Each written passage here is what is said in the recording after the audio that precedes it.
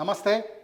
ఒకసారి కాళేశ్వరం ప్రాజెక్టుకు సంబంధించిన అంశాల గురించి మనం కూలంకషంగా చర్చించుకోవాల్సిన అవసరం వచ్చింది.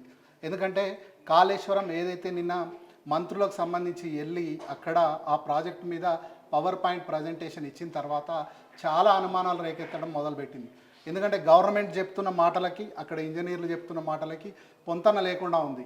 సో దీని మీద ప్రజలకున్న అనుమానాలు ఏంది, నిజంగా 1,00,000 కోట్ల అవినీతి జరిగిందా, లేకపోతే ప్రాజెక్టు పనికి రాకుండా పోయిందా, అసలు దీని వెనుక ఉన్న వాస్తవాలు ఏంది అనేది మనం పూర్తిగా తెలుసుకుందాం. దానికి సంబంధించిన సమాచారాన్ని మనకు అందించడానికి ప్రముఖ జర్నలిస్టు ఉమానాథ్ గారు మనతో ఉన్నారు. నమస్తే.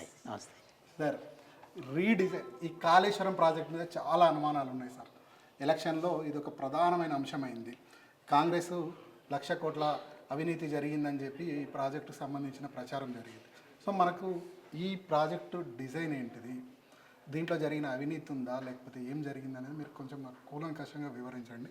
సో ముందుగా అసలు ఈ రీడిజైన్ చేయాల్సిన అవసరం ఏమొచ్చింది అది మాకు కొంచెం వివరించి చెప్పండి. యాక్చువల్లీ మనం ఇక్కడ చూస్తేనే చాలా క్లియర్గా ఉంది. ఇది తుమ్మిడిహట్టి కట్టదలుచుకున్న ప్రాంతం ఇది కరెక్ట్గా ఇప్పుడు ఉన్నటువంటి ప్రాజెక్ట్ ఇది. మేడిగడ్డ ఇది, ఆ తర్వాత సుందిల్ల, అన్నారం అవన్నీ ఉన్నాయి. ఓకే, ఇది మనం యాక్చువల్లీ మనం ఇప్పుడు మాట్లాడుకునేటువంటి point. This is the point. Okay, ఇందులో చాలా క్లియర్గా మనం ఈ ఫైనల్ డయాగ్రామ్, ప్రాజెక్ట్ ఫైనల్ డయాగ్రామ్లోనే మనకు చాలా క్లారిటీ ఉంది. తుమ్మిడిహట్టి ఎక్కడుంది, ఇప్పుడు తర్వాత కట్టినటువంటి మేడిగడ్డ ఇక్కడే తీసుకోవడానికి గల కారణం ఏంటి అన్నదానికి ఇది ఏంటంటే ముందర తీసుకున్న ఇనీషియల్ ప్రాజెక్ట్ ఏదైతే ఉందో ప్రాణహిత చేవెళ్ళ ప్రాజెక్టు, అది ఇంటర్ స్టేట్ ప్రాజెక్ట్. అది 2 రాష్ట్రాల మధ్యన ప్రాజెక్ట్. సో ఈ తర్వాత కేసీఆర్ గారు వచ్చిన తర్వాత తీసుకున్న ప్రాజెక్ట్ ఏంటంటే పూర్తిగా మన ప్రాంతాల్లోనే ఉంటుంది. మహారాష్ట్ర వైపు ఏ రకమైనటువంటి ముప్పు లేదు కాబట్టి వాళ్ళు ఈజీగా దాన్ని ఒప్పుకుంటారన్న అవగాహనతో వెళ్ళిపోయారు వీళ్ళు. ఎందుకంటే అంతకుముందు ఉన్న కాంగ్రెస్ గవర్నమెంట్ల టైంలో కూడా చాలాసార్లు ప్రయత్నాలు జరిగాయి. ఈ లెవెల్ దగ్గర ఇష్యూ వచ్చేసరికి మావి ఇన్ని 15,000 ఎకరాలు పోతాయి, లేకపోతే ఇన్ని లక్షల ఎకరాలు పోతాయి కాబట్టి మీరు అక్కడ కట్టద్దు, ఈ లెవెల్ తగ్గించుకోండి అని చెప్పి గవర్నమెంట్కి సజెస్ట్ చేశారు. చాలా రోజులు అప్పుడు వైఎస్ఆర్ గవర్నమెంట్ కూడా ఈ విషయం మీద స్తబ్దుగా నిలిచిపోయారు. కారణం ఏమిటి అంటే అది కనుక లెవెల్ కనుక తగ్గించి కడితే ఇది సిర్ఫ్ ఆదిలాబాద్కి సంబంధించిన మాత్రం ప్రాజెక్ట్ అవుతుంది. అది మిగతా రాష్ట్రానికి ఇప్పుడు మన కళ్ళెదురుకుండా కనబడుతున్న ఈ డయాగ్రామ్ ఉండేది కాదు. మనం అనుకున్న ఇప్పుడు ఉన్నటువంటి 3 కోట్ల టన్నుల రైసు సాధ్యం ఏది కాదు, మనం ధాన్య భాండాగారం అయ్యేవాళ్ళము కాదు. అది ఒక ఆదిలాబాద్ జిల్లాకి మాత్రమే, ఎందుకంటే తుమ్మిడిహట్టి అక్కడ కాబట్టి ఆ సైడ్కి మాత్రమే వాటర్ వెళ్ళేది.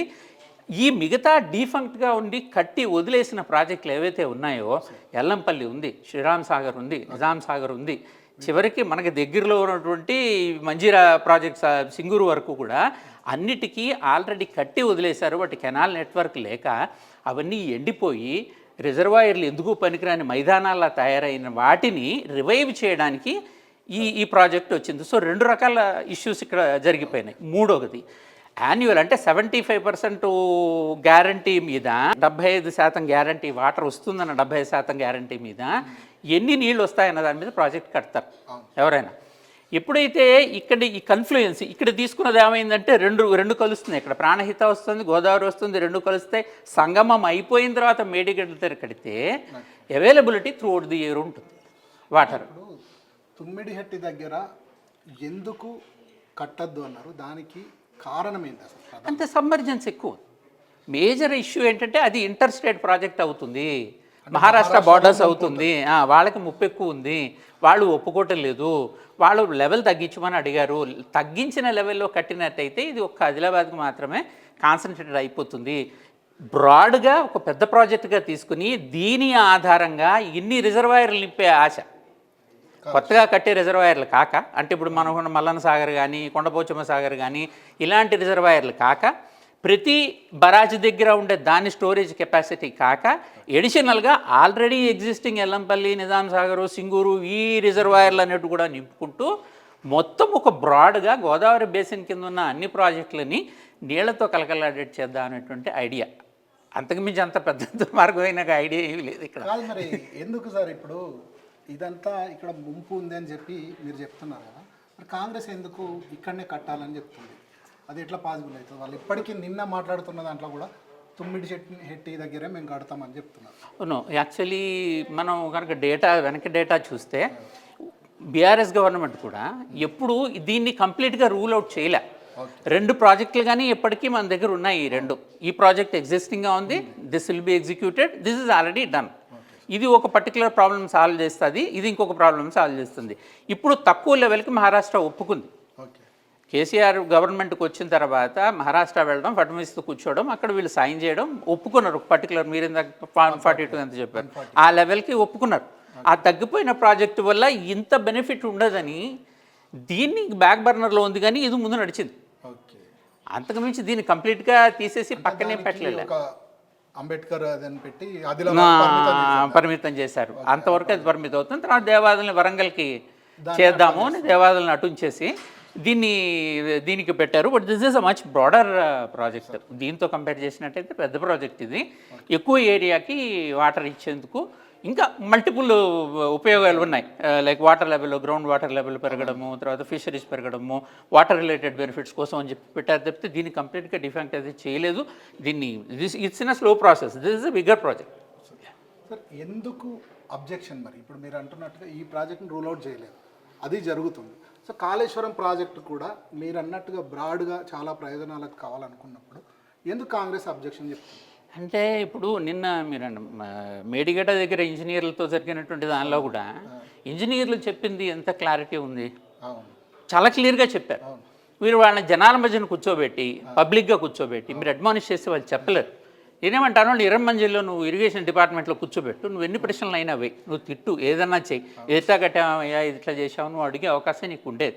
నువ్వు పబ్లిక్గా పిలిచి నువ్వు ఒక డిటర్మిన్డ్ ఒపీనియన్తో వచ్చేసి ప్రెస్ మీద కూర్చోబెట్టి నువ్వు ప్రశ్నలు అడిగి, ఎప్పుడైతే నువ్వు అనుకున్న విధంగా లేదో ప్రొజెక్షన్ నువ్వు ఇచ్చింది మీ డిపార్ట్మెంట్సే, అంతకుముందు కూడా I&CAD డిపార్ట్మెంటే చేసింది ఈ పని, మళ్ళీ కమాండ్ ఏరియా డెవలప్మెంట్ అథారిటీసే ఈ పని చేసి చూపించాయి, ఉన్న ఫ్యాక్ట్సే చెప్పాయి. కారణం ఏంటి, నీళ్లు నియామకాల దగ్గర నుంచి, నిధులు నియామకాల దగ్గర నుంచి తీసుకుని చెప్పుకుంటూ వచ్చి ఎందుకని ఇంజనీరింగ్ చేయాల్సి వచ్చిందో కూడా ఆ ప్రజెంటేషన్లో ఉంది. నిజంగానే దాన్ని మళ్ళీ ఇంకొకసారి ప్రశ్నించాల్సిన అవసరం కూడా లేదు ఆయన. కానీ నిన్న ఒక అంశం అయితే అర్థమైపోయింది సార్, రీడిజైన్ మీద చాలా విమర్శలు ఏవైతే చేసిరో కాంగ్రెస్, ఆ ఇంజనీర్ గారు చెప్పిన తర్వాత రీడిజైన్ ఎందుకు చేయాల్సి వచ్చిందని ప్రజలందరికీ ఒక క్లారిటీ అయితే వచ్చేసింది. నిజమే, వచ్చేసిన ఎందుకు రీడిజైన్ చేసిరా, అదేదో కేసీఆర్ కావాలని చేసి కాకుండా రీడిజైన్ అనేది ఒక అంశం అర్థమైపోయింది. సో మరి ఇంకొక అంశం సార్, అవినీతికి సంబంధించి చాలా చర్చ జరిగింది. 1,00,000 కోట్ల ప్రాజెక్టు అంటే మనకు నిన్న వివరించిన దాని ప్రకారం 93,000 కోట్ల ప్రాజెక్టుకు ఖర్చు అయింది. 1,00,000 కోట్ల అవినీతి జరిగింది అంటారు. దాన్ని ఎట్లా చూస్తారో ఏమంటారు? ఇది నేను అన్నట్టు మీకు ఒక సెట్ ఎజెండాతో ఇది నెరేటివ్ ఇప్పుడు నడవట్లేదు కదా, ఎలక్షన్ ముందు నుంచి వచ్చిన నెరేటివ్ అది. 1,00,000 గురించి అనడము, ఎన్నోసార్లు గవర్నమెంట్ కూడా అసలు ప్రాజెక్ట్ ఖర్చే దాని 99 అయినప్పుడు 1 lakh అని మీరు ఎలా అనగలరు దాని మీద? 1 lakh crores అనేది జరిగేటువంటి పని కాదు అది. అండ్ దెన్ ఎవరైతే వెళ్ళి చూపించారు, మీరు బస్సుల్లో తీసుకెళ్ళని అంటున్నారే, ఎవరైతే ఈ ప్రాజెక్ట్ చూస్తుంటారో they will have a understanding. ఎందుకంటే ఈ స్థాయి వరకు అంటే దాదాపు 100 ఇక్కడ కరెక్ట్గా ఇక్కడండి, దిస్ ఇస్ ఎంత, ఇది ఇక్కడ 100 meters లెవెల్ ఇది, and Kondapochamma Sagar 600 above meters. అందుకనే లిఫ్టింగ్ రివర్ అన్నారు. దాదాపు రివర్ ఎత్తి ఇంకొక చోట పోయడం.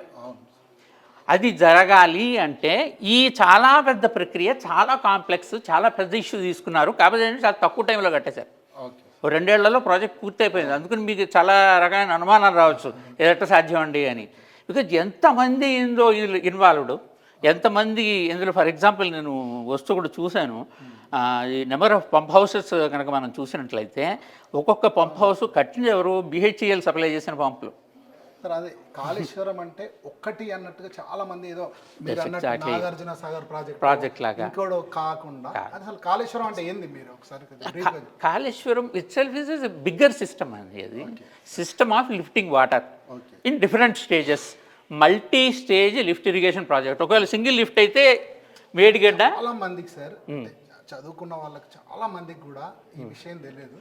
ఒక సందర్భంలో ఒక ఇంజనీర్ కూడా నాతో అన్నాడు, వాళ్ళ ఫ్రెండ్ చాలా ఎడ్యుకేటెడ్ పర్సన్ కూడా కాళేశ్వరం అంటే అది ఎక్కడ ఉంటుంది, ఒక కాళేశ్వరం అంటే 1,00,000 కోట్ల ప్రాజెక్ట్ ఒక దగ్గర ఉంటుందా అని చెప్పి భావిస్తున్నాం మేము అని చెప్పి ఒక పర్సన్ అన్నాడు అని చెప్పి ఒక ఇంజనీర్ అన్నాడు. ప్రజలు అట్లా భావిస్తున్నారు కాళేశ్వరం అంటే, కానీ అది వేరుంది అనేది ఇప్పుడు మీరు ఒక లైవ్లో ఒక రిపోర్టర్ అడిగాడు, సార్ ఇందులో విద్యుత్ ఎంత ఉత్పత్తి అవుతుంది అని అడిగాడు ఒక రిపోర్టర్. చాలా పెద్ద రిపోర్టరు, పెద్ద ఛానల్లో లైవ్లో అడిగితే అవతల ఆయన షాక్ అయ్యి, ఇది నాయన ఇది లిఫ్ట్ ఇరిగేషన్ ప్రాజెక్టు, ఇక్కడ ఉత్పత్తి కాదు, ఇది నాగార్జున సాగర్ కాదు, శ్రీశైలం కాదు, హైడల్ ఉత్పత్తి అవ్వదు ఇక్కడ, ఇది విద్యుత్ శక్తిని వాడుకుని ఎత్తి పోస్తుంది. దేనికి 360 రోజులు గోదావరి కలకలాడుతూ నీళ్లతో నిండి ఉండడానికి నీళ్లు ఎత్తి వెనక్కి పోస్తావు నువ్వు యాక్చువల్లీ. ఇది ఎప్పుడు మళ్ళీ దీని కూడా ఉందండి, ఎందుకు 5 నెలలే ఎందుకు మిగతా ఎందుకు నెలలు అంటే మామూలుగా నీరు వచ్చి పారుతున్నప్పుడు బరాజులు ఎత్తేసి గమనం కూర్చోవడమే, నువ్వు చేయాల్సింది ఏం లేదు, ఆ నీళ్లు వాటంతటా వెళ్తాయి. ఎవరు చెప్పారు ఇది ఏడాదంతా ఎందుకు లిఫ్ట్ చేయాలని మనం అనటం లేదే. అంటే చాలా ప్రచారం జరుగుతుంది, కరెంట్ బిల్ విపరీతంగా కరెంట్ బిల్ అవుతుంది, దాన్ని తీసి కొన్ని నెలల పాటు అని చెప్పి ప్రముఖులుగా చెప్పబడుతున్న మేధావులుగా చెప్పబడుతున్న వాళ్ళు కరెంట్ బిల్లు గురించి పదే పదే మాట్లాడుతున్నారు తెలుసు. అంటే మీరు చెప్తుంది కరెక్టే. ఇనీషియల్గా ఇప్పుడు రెండు చూసుకోవాలి సార్. నేనేమంటానంటే ఎయిదర్ గవర్నమెంట్ 2 ఆప్షన్స్ ఇచ్చింది ఇక్కడ రైతులకి.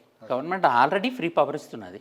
ఎయిదర్ నీ బోర్వెల్ ఉపయోగించుకుని నీ వాటర్ నింపుకునేటువంటి ఛాన్స్ నీకుంది.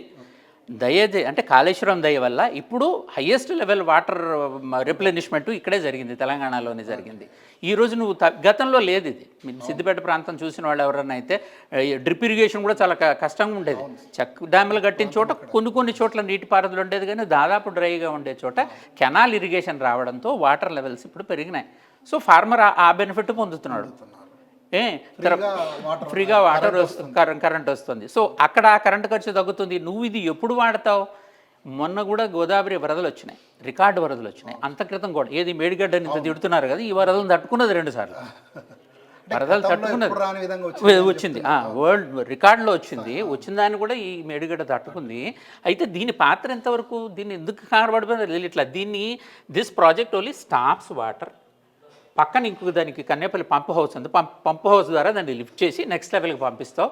నెక్స్ట్ లెవెల్లో మళ్ళీ నువ్వు ఆపుతావు, అక్కడి నుంచి నెక్స్ట్ లెవెల్ లిఫ్ట్ అవుతుంది. అట్లా వందల మీటర్ల చొప్పున ఎత్తుకుంటూ పైకి వెళ్ళేటువంటి సమస్య తెలంగాణలో ఉంది. డెక్కన్ ప్లాటీలో ఉంది. ఇన్నాళ్ళు మొన్నటిదాకా వెళ్ళిపోయిన గవర్నమెంట్లు ఏం చెప్పే లేదు నది ఇక్కడ ఉంది, మీరు అక్కడ ఉన్నారు, మీకు వాటర్ ఎట్ట తెస్తామని తీసుకెళ్ళి చూపించినా కదా నీకు 600 మీటర్లు ఇప్పుడు. అవును కానీ సార్ ఇప్పటికీ మేడిగడ్డ దగ్గర జరిగింది 1,00,000 కోట్లు ఇక్కడనే పెట్టేసారు అన్నట్టుగా మంత్రులు కూడా మాట్లాడుతున్నారు. చాలా బాధాకరమైన విషయం ఏంటంటే దీని ఒక్కదాన్నే టార్గెట్ చేయడం అంటే మల్టీ స్టేజ్ ఇరిగేషన్ ప్రాజెక్టు చెప్పి ప్రపంచం అంతా అలసిపోయింది ఈ మాటని. మేము చాలా careful. By itself it should be not more than 20 crore 25,000 crore కంటే దీనికి ఉండడానికి లేదండి.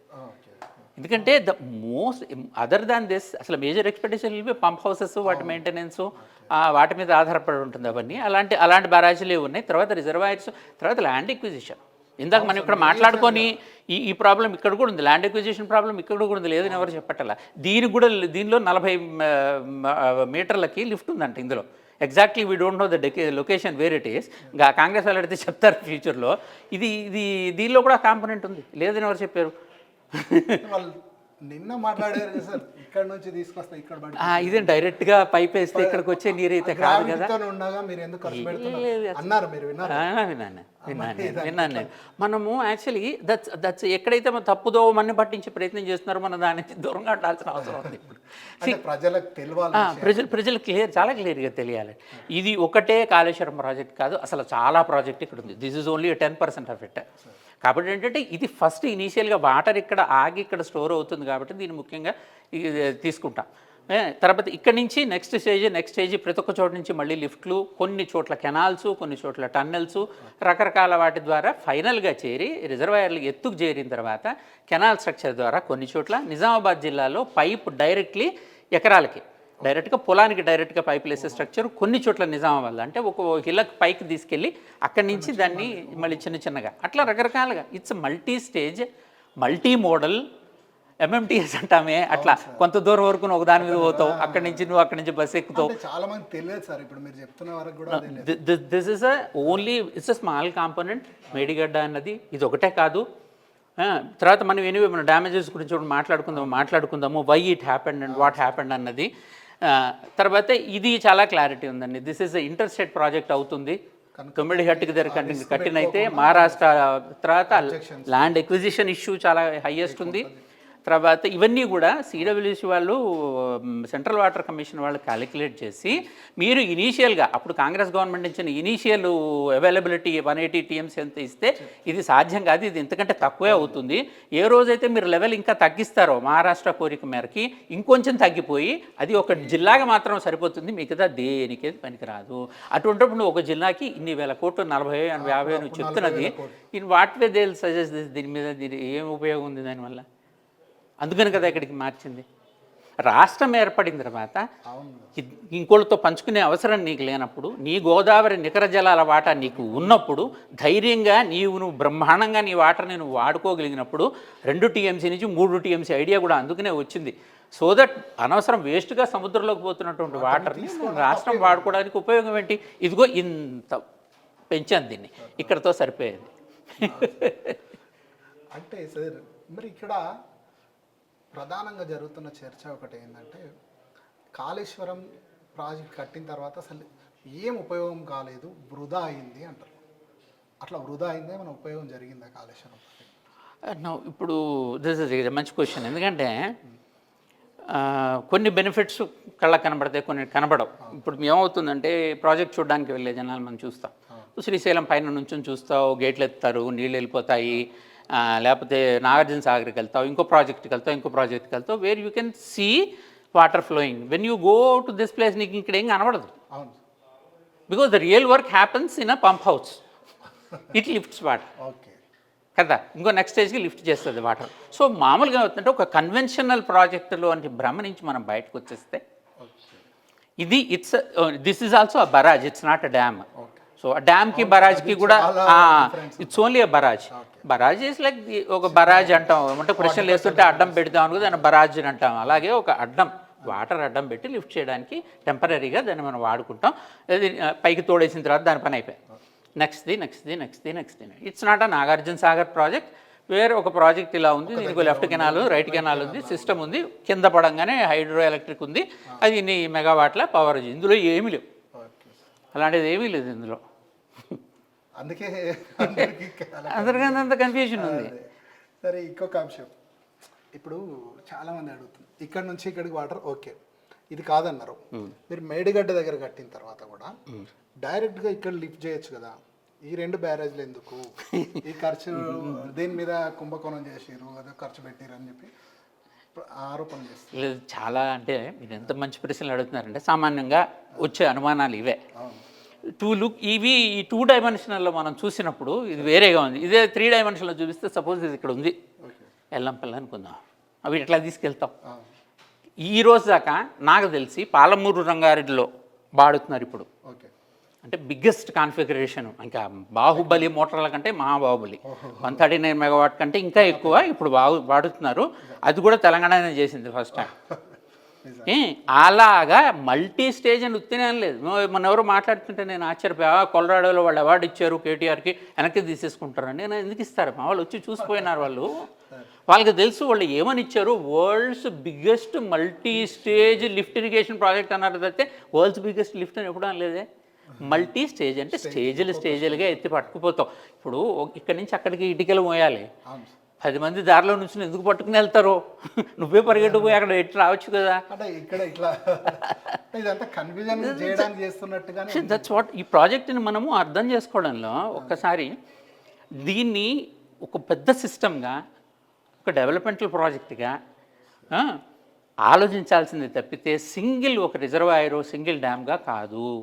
ఎన్ని లింకులు, ఎన్ని ప్యాకేజీలు మీకు తెలిసిన 7 లింకులు 28 ప్యాకేజీల్లో కట్టారు దీన్ని. ఇంకా కొంత కంప్లీట్ అయింది, కొంత కంప్లీట్ అవ్వలేదు. కొండపోచంలో అయితే 2 పంప్ హౌసెస్ ఉన్నాయి, ఒకటి చాలదు దానికి. మల్లన్న సాగర్ ఐ థింక్ అది దాని మదర్ రిజర్వాయర్ అంటారు, 50 టీఎంసీ. అంటే కొన్ని అచీవ్మెంట్స్, ఇందులో భయంకరమైన అచీవ్మెంట్స్ ఉన్నాయి. దానంటే దాని కింద ఉన్న ప్రాంతము అది. అంటే నేనేమంటానంటే నువ్వు ఒక narration, your narration is this is a corrupt project, ఇది కరప్టు అని నువ్వు హెడ్డింగ్ ఇచ్చావు. దీనికి సరిపడగా నువ్వు డాక్యుమెంట్ తయారు చేయమని అడుగుతున్నావు ఇంజనీర్ని, కానీ నిన్న వాళ్ళు చేయలే. అది కనుక చదివితే చాలా క్లియర్గా ఉంది, వాళ్ళు చాలా క్లారిటీగా ఇచ్చారు, జరిగినట్టు ఇచ్చారు. అందులో చాలా క్లియర్గా ఏం చెప్పారంటే చివరికి నాకు అర్థమైన నిష్కర్షణ ఎన్డిఎస్ఏ ఇచ్చిన ప్రాజెక్ట్ డిజైన్ చేసిన సిఓడి ఇచ్చిన వాళ్ళు ఇద్దరు ఏం చెప్పారంటే ఇది కంప్లీట్గా డిజైన్ తప్పనడానికి లేదు, కింద శాండ్ బాయిలింగ్ వల్ల జరిగింది. శాండ్ బాయిలింగ్ అన్నది ఇప్పుడు మీరు మేడిగడ్డలో ఏం మేడిగడ్డలు ఏం జరిగింది రేపు ఇప్పుడు దీనికి కూడా అన్వయిస్తున్నారు కదా, ఇది కూడా అదే జరిగింది, ఇదే జరిగింది, ఇది 3 చోట్ల ఒకటే అని మనం అంటున్నప్పుడు ఇక్కడ జరిగింది ఏంటంటే వేసిన ప్రాజెక్ట్ కింద రాఫ్ట్ ఇంటాక్ట్గా ఉంది. రాఫ్ట్ అంటే ఇప్పుడు మనం మామూలుగా లైక్ ఫౌండేషన్ వేసేసాం, అంటే ఈ మామూలు ఇంటికి అయితే పైన మనం అయితే పైన సీలింగ్ ఎలా వేస్తామో కింద రాఫ్ట్ వేస్తారు. మన డబ్బును వాడు ఎవడన్నా కింద ఫౌండేషన్లో కూడా కాంక్రీట్ పోసుకున్నాడు అనుకోండి, దట్స్ లైక్ దట్. దాని మీద పిల్లర్స్ వచ్చాయి. ఈ రాఫ్ట్ కుంగిపోలేదు అక్కడ, రాఫ్ట్ కింద శాండ్ జరిగింది. అంటే శాండ్ కుంగటానికి శాండ్ బాయిలింగ్ అంటున్నారు కానీ పైపింగ్ అంటారు, రకరకాలు ఉంటాయి. ఏం జరుగుతుందంటే ప్రాజెక్ట్లో ఇది బరాజ్ గోడ, యువతల పక్క వాటర్ లెవెల్ ఎక్కువ ఉంటుంది, ఇందులో నుంచి నీళ్ళు పడ్డ తర్వాత వాటర్ లెవెల్ తక్కువ ఉంటుంది. అంటే ఈ ప్రెషర్ ఎక్కువ, ఈ ప్రెషర్ తక్కువ, లో ప్రెషర్. న్యాచురల్లీ వాటర్ ఇక్కడి నుంచి ఇక్కడికి ఫ్లో అయ్యే ప్రయత్నం చేస్తుంది. అది నీటి గుణం. వెతుక్కుంటుంది దారి. ఎక్కడ వెతుక్కుంది? రాఫ్ట్ కింద నుంచి వెతుక్కుంది. జరిగింది అది. ఏమర్థమైంది? నాణ్యత లోపం లేదని అండి రిపోర్ట్లో ఉంది, నిన్న గవర్నమెంట్ ఇచ్చిన రిపోర్ట్లో ఉంది, కంక్లూజన్స్లో ఉంది. సార్ మంత్రులకు ఇవన్నీ తెలియదా, లేకపోతే నిన్న జరిగిన ప్రజెంటేషన్లో చాలా క్లియర్గా ఆయన చెప్తున్నాడు. మరి వాళ్ళు 1,00,000 కోట్లు అంటుంటే మనకు 93,000 కోట్లు ఖర్చు అయిందని అంటుంటే మరి మనం ఏం ఆరోపణలు చేసినాం, ఏం జరుగుతుంది అనేది వాళ్ళకి అర్థం కాదు. అందుకని నేనేమంటానంటే నిన్న ప్రోగ్రాంలో మొన్న ప్రోగ్రాంలో కూడా ఈ కరప్షన్ పాయింట్ వదిలేశారు, కన్వీనియంట్గా వదిలేశారు. ఎక్కడ జరిగింది, ఎక్కడ జరుగుండొచ్చు. ఫర్ ఎగ్జాంపుల్ అనుకుందాం, ఎల్ఎన్టీ కట్టిన ఇదా, మిగతా నవయోగ వాళ్ళు కట్టినదా, లేదంటే మెగా ఇంజనీరింగ్, ఆల్రెడ్, ABB Asian Brown Boveri Sweden company, పెద్ద కంపెనీలే అరే జమాఫా కంపెనీస్. అవినీతి జరగాలంటే నార్మల్ కంపెనీకి వాళ్ళు ఎవరిని తీసుకుంటారా? బిహెచ్ఈఎల్ మన వల్ల రివైవ్ అయింది. ఈరోజు తెలంగాణలో మోర్ దాన్ 39 పంప్స్ ఇచ్చారు వాళ్ళు. అన్ని ఇవే కాదు, they are doing other projects also. అన్ని బిహెచ్ఎల్కి మనకు కావాల్సినంత వరకు ఇచ్చాం. మనం మెయిన్ క్లయింట్స్ వాళ్ళు. ఈరోజు నువ్వు బిహెచ్ఎల్ నేను క్లెయిమ్ చేస్తావు, మన నవరత్న కంపెనీస్ అది పబ్లిక్ సెక్టర్లో కేంద్ర ప్రభుత్వం డబ్బులు తీసుకుని చేసింది అంటామా మనం? నాకేమో అర్థం కాలంటే how L&T can do corrupt things here. What the corruption here? Concrete బదులు మీకు ఏమైనా పోసినావా? ఇది కదా జరిగింది. ఓకే, నువ్వు అనొచ్చు శాండ్ ఉన్న చోట మరి ఎందుకు సెలెక్ట్ చేసుకున్నావు.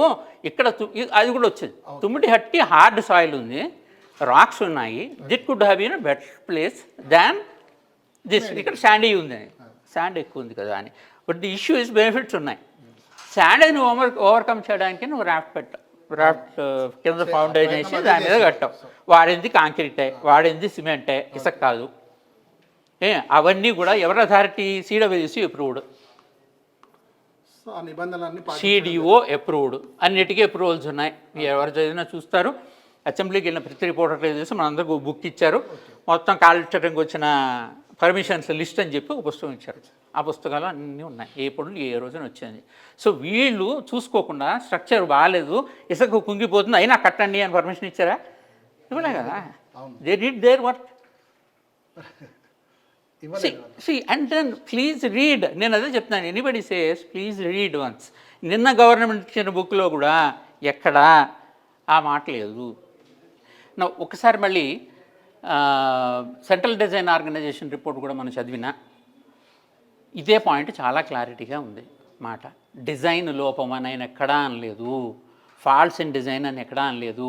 నేషనల్ వాళ్ళు ఎన్డిఎస్ఏ వాళ్ళు మాత్రం అన్నారు సెకండ్ ఇష్యూ అన్నారు. అంటే ఏదో అంటారు చూడండి, కర్నూలు చావుకి చాలామంది కారణం అని. It's one of the component. This could be one of the component. Why sagging has occurred అంటే ఇది కిందకి దిగింది. ఓకే, దీన్ని నువ్వు ఈ రెండింటికి ఎందుకు ఎక్స్ట్రాపులేట్ చేస్తున్నావు అంటే ఈ రెండింటికి కూడా అదే అన్వయిస్తున్నారు. ఇప్పుడు నిన్న వెళ్ళిన వాళ్ళే మూడింటిని కట్టేశారు ఆల్రెడీ. ఇదంతా ఒకటే, ఇది కూడా పోయింది, ఇది పోయింది, ఇది పోయింది, డిసైడెడ్ ఆల్రెడీ. ఇక్కడ జరిగింది ఏంటి అంటే శాండ్ బాయిలింగ్ జరిగింది. శాండ్ బాయిలింగ్ ఏంటంటే ఇనీషియల్ స్టేజ్ మనం చూడండి, ఇక్కడ వీళ్ళు పట్టించుకుంది అక్కడ కనబడింది ఏంటంటే శాండ్ బాయిలింగ్ అంటే దీని కింద నుంచి నీరు పిల్లర్ కింద ఈ రాఫ్ట్ ఫౌండేషన్ నుంచి నీరు చొచ్చుకుని అవతలలోకి వెళ్ళే ప్రయత్నం శాండ్ బాయిలింగ్. మొన్న అన్నారం ఫోటోలు తీసి ఎలక్షన్స్ ముందు వేశారు, ఇంత పెద్దని మీకు కనబడింది కదా బొంగ వచ్చినట్టు.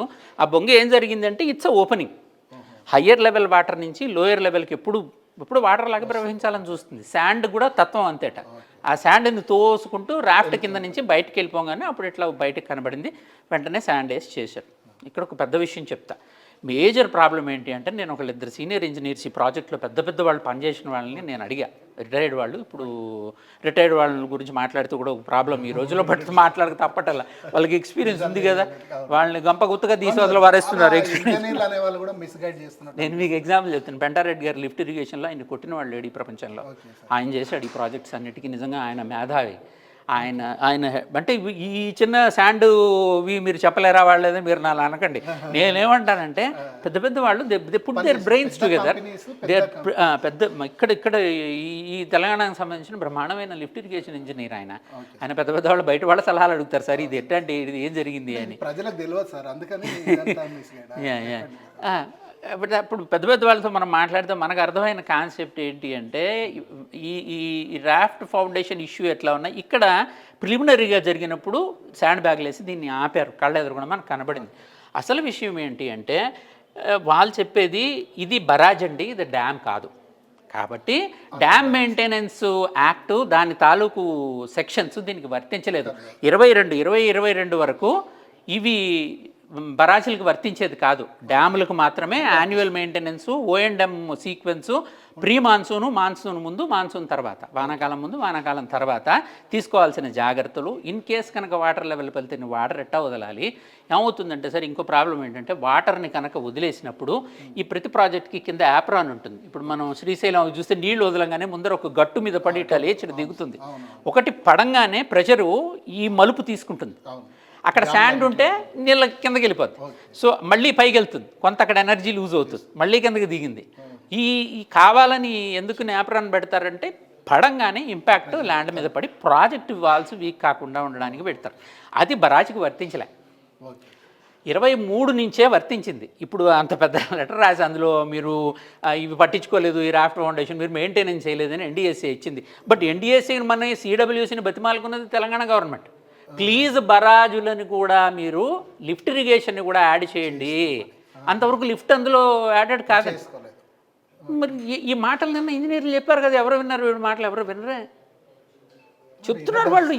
అక్కడ కూర్చొని పోనీ నువ్వు రిపోర్టర్లో ఒక 10 నిమిషాలు టైం చదువుకొని, జర్నలిస్ట్ని మీరు వైట్ పేపర్లే చదువుకునేటలా, వీటిని చదువుకునేటలా మీరు ఇవ్వండి చేతికి. So that we understand what it is. Conclusions చదువుకోవాలి అట్లీస్ట్, ఇంకేం చదవకపోయినా ఇవ్వగానే వెంటనే చక్కగా ఓకే ఎన్డీఎస్ఏ కంక్లూజన్ ఇది, సిడిఓ వాళ్ళ కంక్లూజన్ ఇది అని నువ్వు చదువుకుంటే చాలా క్లారిటీగా ఏముంది అంటే, అంతకుముందు ఇది బరాజులు were not a part of dam safety.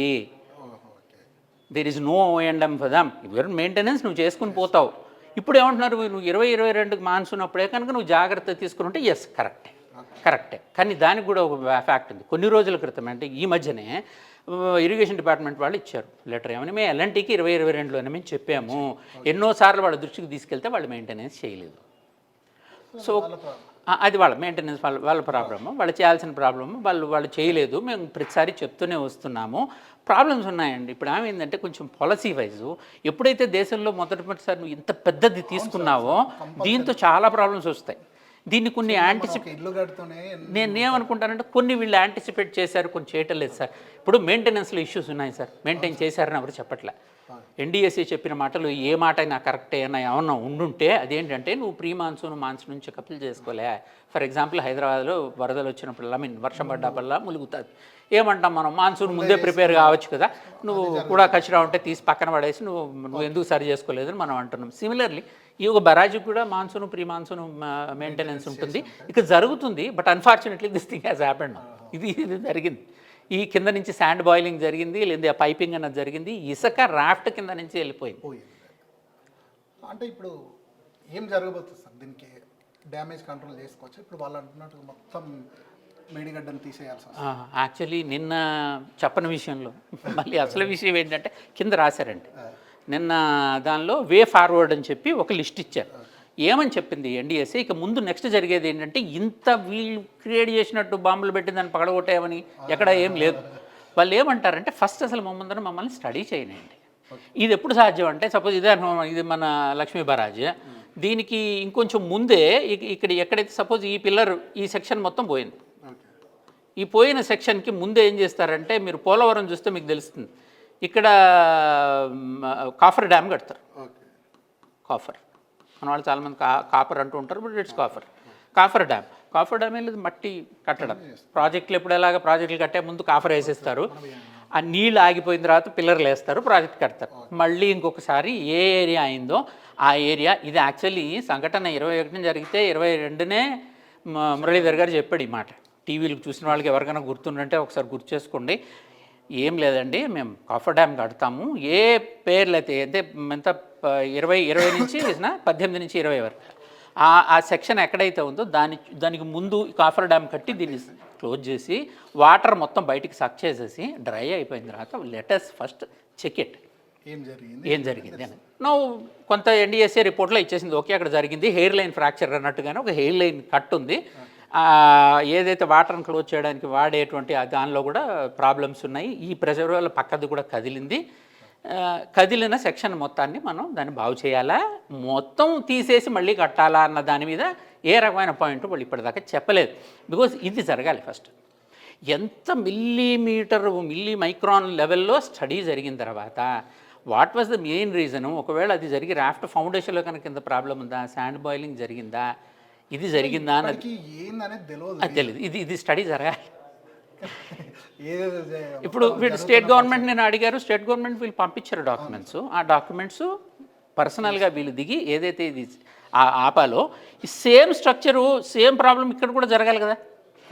Annaram water boil వస్తుంది మీరు అంటున్నాం, మేము శాండ్ బాయిలింగ్ జరుగుతుంది అనుకున్నప్పుడు అన్నారం దగ్గర ఇదే స్టడీ జరగాలి, సుందీళ్ళ దగ్గర ఇదే study. So it is going to take time. No అది ఎన్ని రోజులు పడుతుంది అన్నది తెలియదు. ఈ లోపల దీన్ని చేసుకోవచ్చు కదా మనం, ఇక్కడ జరిగినట్టు ఇక్కడ ఆల్రెడీ అంటే చేసుకుంటున్నారు. అంటే ఇప్పుడు వాళ్ళు మొన్న ఇది జరిగినప్పుడు కూడా ఎవరో పార్టీ వర్కర్స్ పైనుంచి ఫోటో తీశారు, సార్ మేము వద్దని చెప్తున్నా కూడా ప్రాజెక్ట్ ఏరియాలోకి రాకుండా ఉన్నాలన్న ఆ బొంగ వచ్చిందన్న రోజు అన్నారంది జరిగిన రోజున. మేము మా రెగ్యులర్ ప్రాక్టీస్ ఇది, మీరు ఏ ప్రాజెక్ట్ దగ్గరికి వెళ్ళినా ప్రతి ప్రాజెక్ట్లోనూ యాప్రాన్ రిపేర్లు మాన్సూన్కి ముందు జరుగుతాయి. యాప్రాన్ రెడీ చేసి పెట్టుకుంటారు, ఒకవేళ పోతే మళ్ళీ కాంక్రీట్ చేస్తావు, అంచులు కట్ అయిపోతే అంచులు సరి చేసుకుంటావు, దోస్ కైండ్ ఆఫ్ థింగ్స్ అవి నువ్వు మాన్సూన్ ముందు చేసుకుంటుంది. కానీ మేము వర్క్ చేసుకుంటాం, మీరు పైనుంచి తీసి అది చూసి భయపడి సేమ్ ఇలాంటి సంఘటన ఇక్కడ జరుగుతుందని అంటున్నారు అని ఎన్డీఎస్ఏ వెంటనే లేదు ఈ రెండు కూడా దీని మాదిరి ఉన్నాయి, ఇది కూడా పడగొట్టాలన్న మాట అన్న తర్వాత ఇప్పుడు ఈ పాయింట్ చాలా క్లియర్గా అర్థమైంది ఏంటంటే దీన్ని బతికించడం కోసం దీన్ని చంపేస్తున్నారా అనేటువంటి ఒక భయం వచ్చింది. ఇది ఒక రకమైన పొలిటికల్ వెండట అనొచ్చో వెంజన్స్ అనాలో నాకు తెలియదు, కానీ ఇక్కడ రెండు ఇన్వాల్వ్ అయి ఉన్నాయండి. ఇప్పుడు వచ్చే వానాకాలము క్లారిటీ లేదు. నేనేమనుకున్నానంటే the government give us a direction, okay ఈ ఆయకట్టు కింద ఉన్నటువంటి రైతులకు ముందు చెప్తున్నాము, ఈ వానాకాలం ఇదిగో ఈ మేడిగడ్డ ప్రాబ్లం వల్ల మేము ఈ చోట మేము ఇవ్వలేము, మీరు ఆల్టర్నేటివ్ చూసుకోండి, లేకపోతే ఓకే నేను వాటి ఆల్టర్నేటివ్స్ బికాజ్ ఇది ఫంక్షన్ లేదు, దీస్ టూ ఆర్ ఫంక్షనింగ్ అనుకుందాం. ఫర్ ఎగ్జాంపుల్ ఇది కాఫర్ పెట్టేసి కాఫర్ డ్యామ్ కట్టిన తర్వాత పక్క నుంచి ఏమైనా ఇచ్చే అవకాశం ఉంటుందా, కొన్ని లిఫ్ట్ చేసి లిఫ్టింగే కదా చేసేది మనము, కింద కొంత వదలకపోయినా లిఫ్ట్ చేసి పంపించి pump houses are doing well, pump హౌసెస్లో ప్రాబ్లం ఏమీ లేదు, అవి మెయింటెనెన్స్ కింద ఉన్నాయి, వాళ్ళు మెయింటైన్ చేశారు, నడిపించారు, మళ్ళీ నడిపించి చూపించారు, వాటర్ మనం ఫోటోలు చూసినాం, పేపర్లో పడ్డాయి, అయిపోయింది. సో వాటర్ ఈజీగానే వస్తున్నది. సో నువ్వేం చెప్పాల్సింది అంటే నాకు రేపు వానాకాలానికి నా పరిస్థితి ఏది నాకు చెప్పుంటే రైతులకి నిన్న చేసిన ఎక్సర్సైజ్కి ఉపయోగం ఉండేది. నువ్వు ఏం చెప్పినావు నాకేం అర్థం కాలేదు అందులో. యాక్చువల్లీ నువ్వు ఎవరి గురించి మాట్లాడుతున్నావు, వీఆర్ టాకింగ్ అబౌట్ ఫార్మర్స్. ఫార్మర్కి వానాకాలం సంగతి నువ్వు నాకు చెప్పలేదు కదా. ఇది బాగానే ఉంది, దీనికి బాగానే దొరికింది, this is a problem, everybody said it's a problem. అందులో కూడా ఎక్కడైనా తప్పు రాసి లేదు నథింగ్ హ్యాస్ హ్యాపెండ్, అది బ్రేక్, అది మామూలే ప్రాజెక్ట్ అని ఎవడన్నా ఇంజనీర్ ఏమనలే కదా. Engineers are saying it's a fracture, it happens. అవును సార్, అంటే ఇప్పుడు ఇంత ప్రాజెక్ట్లో జరిగే ఏమో ఉంటుంది, కొత్తగా ఏమైనా జరిగితే దాన్ని రిపేర్ చేసుకోవడం అవన్నీ ఉంటాయి కదా సార్. అంటే కాళేశ్వరంకి మొదటిసారి జరిగిందా ఇట్లా? అవును, మెయింటెనెన్స్ అయ్యో ప్రాజెక్టులు కొట్టుకుపోయినవి చాలా ఉన్నాయమ్మా. హిమాచల్ ప్రదేశ్లో ఒక ప్రాజెక్ట్ ఉంది, తపోవన్ ప్రాజెక్ట్ అని, మొత్తం వెళ్ళిపోయింది, కొట్టుకుని పోయింది. ఎన్నోసార్లు మీరు ఇప్పుడు మనం చూడలే, ఇప్పుడు శ్రీశైలంలో హైడల్ ప్రాజెక్ట్ మిగిలిపోయి చనిపోలే జనాలు, అందులో చాలా ఇన్సిడెంట్లు ఉన్నప్పుడు ఇది అంటే కంపేర్ చేసుకుంటే చాలా చిన్న ఇన్సిడెంట్ మనం ఇంత పెద్ద ప్రాజెక్ట్లో, కానీ ఎందుకు ఇంత ప్రచారం జరుగుతుంది అంటే జనం ఏమనుకుంటున్నారంటే అది ఏదో పెద్దగా 1,00,000 కోట్ల ప్రాజెక్టులో జరిగింది, పెద్ద ఎత్తున ఏదో జరిగిపోయింది. ఇంకొకటి ఏంటంటే నాణ్యత లోపం జరిగింది కనుక పెద్ద ఎత్తున అక్కడ అవినీతి జరిగి డబ్బులు తీసుకొని ఏదో కట్టేశారు అన్నట్టుగా జరుగుతుంది ప్రచారం. ఇప్పుడు ఈ ఈ ఈ ఒక్క నాణ్యత కనుక మనం చూసుకున్నట్టయితే ఎల్ఎన్టీ కానీ ఏదైనా ఇప్పుడు ఒక ఇల్లు కట్టినా కాంక్రీట్కి ఇంత మెచ్యురేషన్ టైం అని ఉంటుంది, అది అది అయ్యేంత వరకు నీళ్లు కొడతావు, దాన్ని చేసుకుంటావు. ప్రాజెక్టులో కట్టేప్పుడు వీళ్ళు ఏం చేస్తారంటే కాంక్రీట్ని సర్టన్ లెవెల్కి కూల్ చేస్తారు. కూల్ చేసిన కాంక్రీట్నే వాడతారు, ఎందుకంటే హీటెడ్ కాంక్రీట్ వేడి జనరేట్ అవుతుంది. మన అందులో చేతిలో వేడి చూస్తే మనకు అర్థమవుతుంది. ఆ కాంబినేషన్ సిమెంటు రాళ్ల కాంబినేషనే అది రౌతులతో కలుపుకున్నది. ఆ టెంపరేచర్ రైజ్ అయినప్పుడు బబుల్స్ వస్తాయి, ఎయిర్ బబుల్స్. రేపు ఫ్యూచర్లో వీక్ అయ్యి ఇలాంటి హెయిర్లైన్ క్రాక్లు వస్తాయని ఒక టెంపరేచర్కి తగ్గించి ఆ టెంపరేచర్ తగ్గించిన కూల్డ్ కాంక్రీట్ పూసి కడతారు ఈ ప్రాజెక్టులని. ఐ థింక్ ఎల్ఎన్టీ లాంటి పెద్ద కంపెనీ ఐ థింక్ వీళ్ళు నెవర్ నోట్ ద మిస్టేక్, అలాంటి తప్పులు చేస్తుందని నేను అనుకోవట్లేదు. అక్కడ స్ట్రక్చరల్ ఇష్యూ కంటే నాకు తెలిసి శాండ్ అన్నది దెబ్బకొట్టినమాట వాస్తవమే. కానీ ఇక్కడైతే హార్డ్ సాయిల్, ఇక్కడ శాండ్ కాబట్టి ఇలా జరిగింది, ఇక్కడే కట్టుంటే బాగుంటుంది. ఎందుకంటే కట్టడానికి నీ ఉపయోగం ఏంటన్నది చూసుకోవాలి. ప్రాతిపదిక ఏంటి, బెనిఫిట్స్, కాస్ట్ బెనిఫిట్ చూసుకోవాలి. ఓకే, నేను ఎంత ఖర్చు పెడుతున్నా, నాకు రిటర్న్స్ అందరి వీళ్ళు ఎంత 1:155 లెక్కేశారు. ప్రతి ఒక్క రూపాయి ఖర్చు పెట్టిన దానికి ₹55 రిటర్న్ వస్తుందని గవర్నమెంట్ క్యాలిక్యులేట్ చేసింది ఈ స్ట్రక్చర్ అయితే. కాబట్టి కాళేశ్వరం అయితే ఇది తగ్గుతుంది, 3rd TMC కూడా వస్తాయని CWC చెప్పిందని ఎక్కడో చదివాను నేను. 3వ TMC అంటే ఇంకొంచెం ఖర్చు పెరుగుతుంది కాబట్టి కాస్ట్ పెరుగుతుంది, బెనిఫిట్ కౌంట్ తగ్గుతుంది అన్నది ఒక లెక్క ఉంది. కానీ తొందరపడి 3rd TMC తీసుకోవాలన్న ఆశ కూడా, ఎందుకంటే అది లేకపోతే కిందకి వెళ్ళిపోతే వేస్ట్. మన వాటర్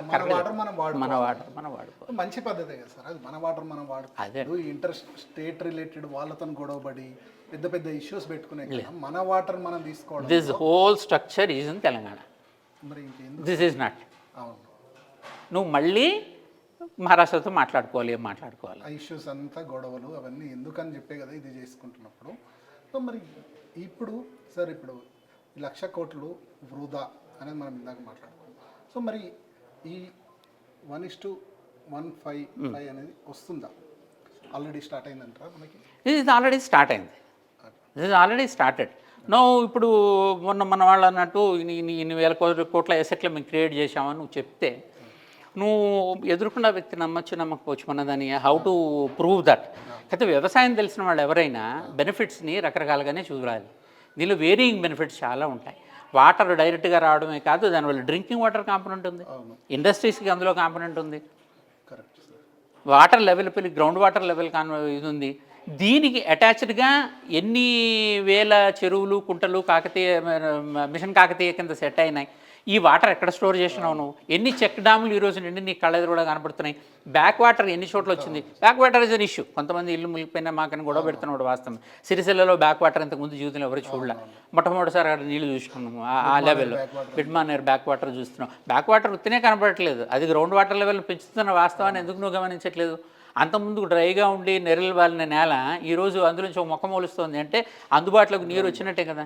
ఆ బెనిఫిట్ నేను ఎట్లా నీకు రూపాయలతో లెక్కేసి చెప్పగలను? Maybe I can't do everything like that. ఇది ఒక యావరేజ్ ఫిగరు గవర్నమెంట్ అప్పుడు ఆఫర్ చేసింది, దట్ దిస్ ఈజ్ 1:1.55 ఉంది. గవర్నమెంట్ కూడా ఓకే గో హెడ్ దెన్ అని. మంచి రేషియోనే కదా. లేదు ఇదే కనుక ఉల్టా కనుక ఉన్నాయి అయినా కూడా గవర్నమెంట్ ఇచ్చేసి ఉంటే పర్మిషన్, మన సెంట్రల్ గవర్నమెంట్ని అనుమానించాల్సి వచ్చేది. ఇప్పుడు వాళ్ళు కూడా ఏమో కాదనట్టు. This is a good thing to happen.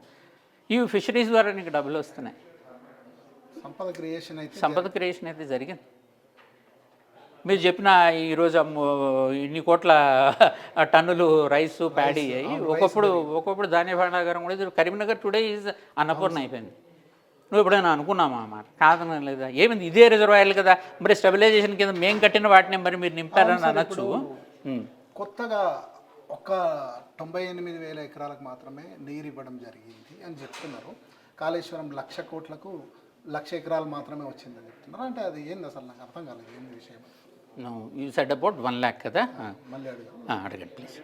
మరి ఇప్పుడు మనకి కాళేశ్వరానికి సంబంధించి ప్రధానంగా ఇంకొక ఆరోపణ చేస్తున్నారు ఏంటంటే 1,00,000 కోట్లు పెట్టి 1,00,000 ఎకరాలకు మాత్రమే, అంటే 98,000 ఎకరాలకు మాత్రమే నీళ్ళు ఇచ్చిర్రు అని చెప్తున్నారు. నాకు అర్థం కాలేదు అది ఏం సార్. ఇప్పుడు మనకి మీరేమో ఇదంతా అయింది అని చెప్తున్నారు, అదేమో 1,00,000 ఎకరాలు అంటున్నారు.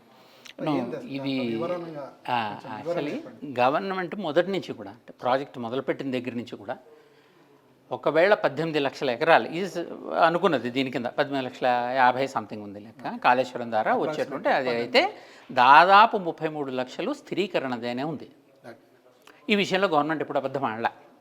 స్థిరీకరణ ఎలా చూడాలి మామూలు ప్రజలకు అర్థం అవ్వాలి అంటే నిన్నటిదాకా నీకు ఒక ఎకరానికి నీరు వచ్చే సీజన్ గ్యారంటీ ఉండేది కాదు, మళ్ళీ ఏడాది తర్వాత వస్తే వచ్చేదో లేదో నాకు తెలియదు.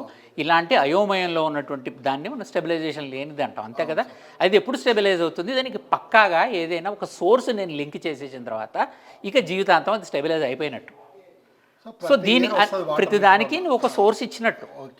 So Kaleshwaram became source for nearly 33 lakh acres of land, 18 lakh new creation. Okay, ఈ క్రియేషన్ ఎప్పుడు జరుగుతుంది, ఎప్పుడు దాని కింద నువ్వు లెక్కేస్తావు అంటే ఈ ప్రాజెక్ట్ ద్వారా అది క్రియేట్ అయినప్పుడు. కెన్ యూ సంబడీ సే మొత్తం లేదు మొత్తం తెలంగాణలో 90,000 ఎకరాలే పండిందా మొన్న? మరి కాదు కదా, అది కాదు కదా, అది తప్పు కదా. అది నేనేమంటానంటే ఇంకొక మాట కూడా చెప్తా సార్, ఇక్కడి నుంచి ఇక్కడ దాకా ఆయకట్టు లేదు దీనికి, ఇట్స్ ఓన్లీ లిఫ్ట్, నో ఆయకట్టు. మీకేం ఆయకట్టు ఉండదు, ఇది టెక్నికల్ ఏరియా అనుకోండి మీరు. ఇక్కడి నుంచి ఇక్కడికి ఎత్తుతున్నాను, ఇక్కడి నుంచి అయితే 4 స్టేజ్లో పంపించేస్తున్నారు, ఇక్కడి నుంచి ఆయకట్టు స్టార్ట్ అవుతుంది. ప్రాజెక్ట్ బిగిన్ అయిన తర్వాత ఏడాది టు ఏడాది ఆయకట్టు ద్వారా అంటే కొత్తగా నువ్వు క్రియేట్ చేస్తున్న ఆయకట్టు ద్వారా వచ్చిందే నిన్న లెక్క చూపించారు తప్ప స్థిరీకరణ ఆయకట్టు వాళ్ళు చూపించలే. ఎందుకంటే this is already existing here, అది దీని అకౌంట్లో వేయలేదు వాళ్ళు. సార్ ఇప్పుడు ఎగ్జిస్టింగ్ కానీ ఒకవేళ కాళేశ్వరం ప్రాజెక్ట్ లేకుండా దీనికి వాటర్ వచ్చేదా? లేదు కదా, మరి లేనప్పుడు అది ఇప్పుడు గవర్నమెంట్ ఏమంటుంది, అందుకనే that's why we call all these as అంతకుముందు వచ్చింది అయితే వీళ్ళు ఇప్పుడు అది కౌంట్ చేయదు. కానీ ఇప్పుడు ఏ విధంగా కొత్త ఆయకట్టు వాళ్ళు చెప్తున్న 90 లక్షలు, అంతకుమించి 98,000 ఎకరాలు కొత్త ఆయకట్టు క్రియేటెడ్. జనరల్గా అయితే ఆ 18 ప్లస్ ఈ 98 19 లక్షల ఎకరాలకు వచ్చినట్టు లెక్కేసుకోవాలి. మీరు యాక్చువల్లీ ఇది లెక్కేయట్లేదు, మనం ఆల్రెడీ ఉన్న స్టెబిలైజ్డ్ ఏదైతే ఉందో దీనికి కూడా వాటర్ ఇస్తున్నాం కదా. అవును, ఆల్రెడీ కొంత ఈ వీటి చిన్న ట్యాంక్స్ మీద అంటే మిషన్ కాకతీయలో మనం సరి చేసినటువంటి ట్యాంక్స్ ఉన్నాయి. బట్ మైనర్ ఇరిగేషన్ ప్రాజెక్ట్ దాని కింద కొన్ని వేల ఎకరాలు ఉన్నాయి, కొన్ని లక్షలు ఉన్నాయి, మామూలే కాదు. అది నాకు తెలిసి అది 50 లక్షలు ఎంత ఉండాలి, అది లెక్క నాకు తెలియదు, అది we have to check that figure. So ఏ కాంపోనెంట్ కింద ఏ ఇరిగేషను, ఏ కాంపోనెంట్ కింద దీన్ని వాడావు, దీనిలో నువ్వు మేడిగడ్డ నుంచి ఇవ్వడానికి లేదు, మేడికి ఎందుకు దీనికి ఆపాదిస్తున్నారో నాకు తెలియదు. కాళేశ్వరానికి నువ్వు మొత్తానికి చెప్పు. కాళేశ్వరంలో మరి శ్రీరామ్ సాగర్ ఆయకట్టు ఏమైంది, ఎల్లంపల్లి ఆయకట్టు ఏమైంది, సింగూరు ఏమైంది, నిజాం సాగర్ ఆయకట్టు ఏమైంది, వాటికి దేని ద్వారా వాటర్ వస్తుంది సపోజ్ అనుకుందాం, వాటిని మామూలు ఇప్పటికీ ఇంకా బోర్ బావులు పెట్టి వాటి ద్వారానే నీళ్ళు తీసుకుందాం అనుకుంటాం. ఆ కాంపోనెంట్స్ నువ్వు చూపించాలి కదా ఒక స్టేజ్లో. ఎగ్జాక్ట్గా మీకు అప్పుడు కరెక్ట్గా మీ కాళేశ్వరం ఫిగర్ ఎంతది, కొత్తగా ఎంత క్రియేట్ అయింది, యాంటిసిపేటెడ్ క్రియేషను మొత్తం 18 లక్షలు సార్. కొత్తగా క్రియేట్ చేసేది అంటే అనుకున్నది అది టైం పడుతుంది, యాక్చువల్లీ మీరు అన్నట్టు మనం ఇప్పుడు అది 18 లక్షలు వీళ్ళు చేశారా లేదని చూపించలేదు. నిన్న వాళ్ళు తెచ్చిన 90,000 లెక్క ఎక్కడి నుంచి కొత్తగా యాడ్ అయింది. అది కరెక్టే కాదు, మొదటి నుంచి కూడా గవర్నమెంట్ స్థిరీకరణే ఎక్కువ చూపించింది, కొత్త ఆయకట్టు ఇప్పుడు ఎక్కువ చూపించలేదు సార్.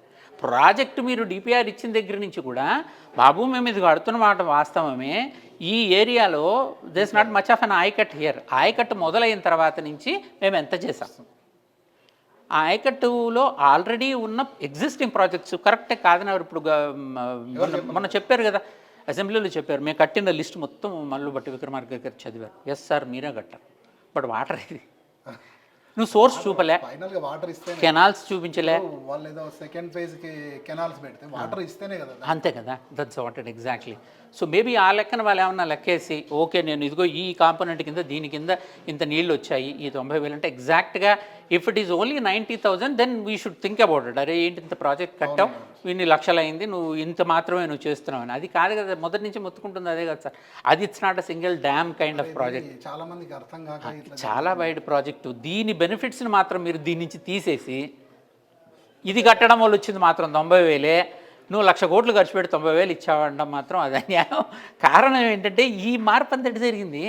నేనేమంటానంటే నేను ఇప్పుడు పంపు ద్వారా ఒక ఊళ్ళో ఒక పంపు ద్వారా ఒకడు 10 ఎకరాలు ఇరిగేట్ చేసుకున్నారు, నా అకౌంట్లోకి వచ్చింది. నీ గ్రౌండ్ వాటర్ పెరగడానికి కేఎల్ఈపీనే కారణం, కాళేశ్వరమే కారణం, మరి నా అకౌంట్లో వేవా నువ్వు? అది అది మాత్రం నా అకౌంట్లోకి రాదా? అది ఎక్కడి నుంచి వచ్చింది? కొత్త ఆయకట్టు అది ఎలక్ట్రిసిటీ డిపార్ట్మెంట్లో వేయాలనా? ఎందుకు వాళ్ళు పవర్ ఇచ్చినందుకు దానికి కాదు కదా. అంటే ఇక్కడ భూగర్భ జలాలు పెరిగిందాన్ని కూడా కౌంట్ చేయాల్సింది. Everything that's what exactly. ఇప్పుడు కాళేశ్వరం అనగానే ఏంటి అంటే ఇప్పుడు ఈ చెరువులు నింపింది అంతా కూడా ఆ ఉద్దేశంతో చేసిందే కదా సార్. ఇప్పుడు భూగర్భ జలాలు పెంచే ప్రయత్నంలో కొన్ని చెరువులను కూడా నింపడం ఇవన్నీ చేసింది కదా. అవును, సో ఈ ప్రాజెక్ట్ కిందకి కదా దాన్ని కౌంట్ చేయాల్సింది. దాని కింద కౌంట్ చేయాలి. కానీ ఇది చేయకపోతే దాన్ని ఏ ప్రాజెక్ట్ కింద కౌంట్ చేస్తారు మరి? అది ఎగ్జాక్ట్గా మనం ఇప్పుడు తెలుసుకోవాల్సిన, మనం చేయాల్సిన ప్రయత్నం. నేను అనేది చాలా మిస్లీడింగ్ ఫ్యాక్టర్ అది. మీరు గవర్నమెంట్ ఇచ్చిన ఇనిషియల్ డిపిఆర్లో కూడా ఎక్కడా కూడా దీని నుంచే మేము ప్రపంచాన్ని మారుస్తున్నామని చెప్పలేదు. దీంతో వచ్చే కొత్త ఆయకట్టు 18 లక్షల ఎకరాలు అయితే స్థిరీకరించబడే ఆయకట్టు 34 మొత్తం కలిపి, ఇవి కాక చిన్న చిన్న చెరువులు మిషన్ కాకతీయ ద్వారా ఇప్పుడు మళ్ళీ మేము సరి చేసుకుని కూడా కలిపితే 50 లక్షల ఎకరాలు అన్నది లెక్క. కోటి ఎకరాల మాగాని అసలు ట్యూన్ అది హెడ్డింగ్ అది. సార్ ఇప్పుడు ఇంకొకటి ఏంటంటే, ఇప్పుడు మీరు అన్న 98,000 ఎకరాలకు సంబంధించి 1,00,000 కోట్లు అని అంటున్నారు. సో ఇప్పుడు ఇంకొక 17 లక్షల కొత్త ఆయకట్టు రావాల్సి ఉంది.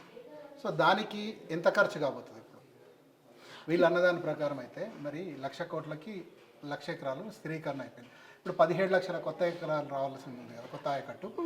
దానికి ఇప్పుడు జరగబోయే ఖర్చు ఏమైనా ఉంటుందా మళ్ళీ? లేదు, అడిషనల్ ఖర్చు ఇంకేముంది?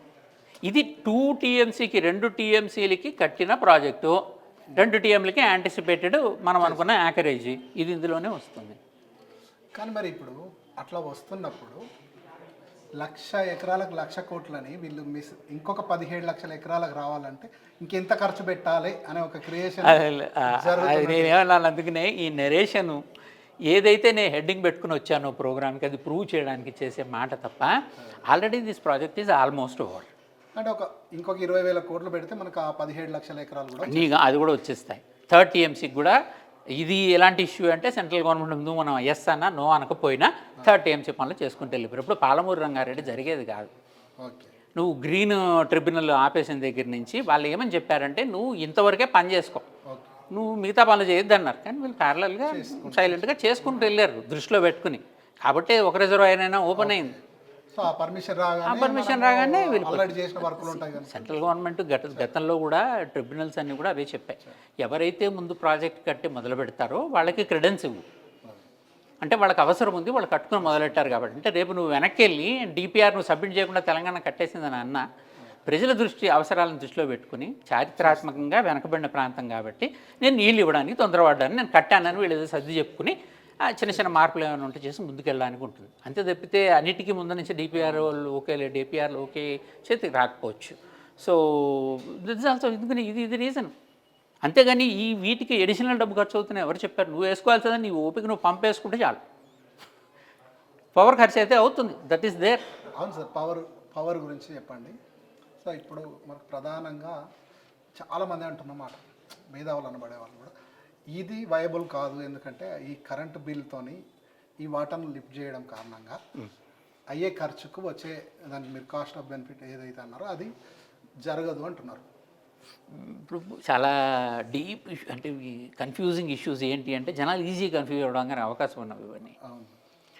ప్రాజెక్టు వయబిలిటీ ముందు చూసుకునే ఇవన్నీ చేశారండి. యాన్యువల్గా నీకు ఎంత ఖర్చు అవుతుంది, నాకు బెనిఫిట్స్ ఎంత వస్తాయి అన్నదాన్ని ఈ లెక్క మీదే మొత్తం ప్రాజెక్ట్ డిపెండ్ అయి ఉంది. ఇది లిఫ్ట్ ఇరిగేషన్ ప్రాజెక్ట్, ఇది రెగ్యులర్ నాగార్జున సాగర్ శ్రీశైలం లాంటి ప్రాజెక్ట్ కాదు. పవర్స్ ఖర్చు లేకుండా పవరే జనరేట్ చేసే ప్రాజెక్ట్ అసలు అంతకంటే కాదు. పవర్ ఖర్చు అయ్యే ప్రాజెక్టు. ఏ పవరు ఖర్చు కాకుండా గ్రావిటీ ద్వారా 600 మీటర్ల నీరు కనుక పైకి ఎక్కించి కొండపోచంకి నీళ్లు తీసుకొచ్చి రేపు హైదరాబాద్ సిటీ కూడా నీళ్ళు ఇస్తాననే ఛాన్స్ ఉండేదా? మేడిగడ్డ దగ్గర 100 మీటర్స్ లెవెల్లో ఉన్నటువంటి వాటర్ 600కి తీసుకెళ్ళావు. 600 పైనే ఉంది కొంత. ఈ లిఫ్ట్ సాధ్యమా? ఇది పవర్ లేకుండా మేబీ త్రూఅవుట్ ది ఇయర్ నువ్వు వేస్తావా? వేవే. ఎక్కడైతే ఏ ఏడాది అయితే షార్టేజ్ ఉందో, వర్షాలు సరిగ్గా లేవో, న్యాచురల్గా నువ్వు డ్యామ్ గేట్ ఎత్తేస్తే నీళ్ళు వెళ్ళిపోతే అసలు ఇష్యూనే లేదు, అక్కడ మాత్రమే నువ్వు లిఫ్ట్ చేస్తావు. లిఫ్ట్ చేసిన కాంపోనెంట్కి ఆ 2-3 నెలలకు మాత్రమే దీని ఖర్చు. ఈ ఖర్చుని నువ్వు తీసుకొచ్చేటువంటి ఆదాయం ద్వారా వ్యవసాయేతర అంటే నియరెస్ట్ వ్యవసాయ ఆధారిత పరిశ్రమల ద్వారా వచ్చే డబ్బులకి దానికి ఆఫ్సెట్ అవుతుందనే క్యాలిక్యులేషన్తోనే ఈ ప్రాజెక్టు ఓకే అయింది. సెంట్రల్ గవర్నమెంట్ ఓకే చేసింది, పర్మిషన్స్ ఇచ్చింది, ప్రాజెక్ట్ను కట్టావు. అవసరమైనప్పుడు మాత్రమే లిఫ్ట్ చేయబడుతుంది.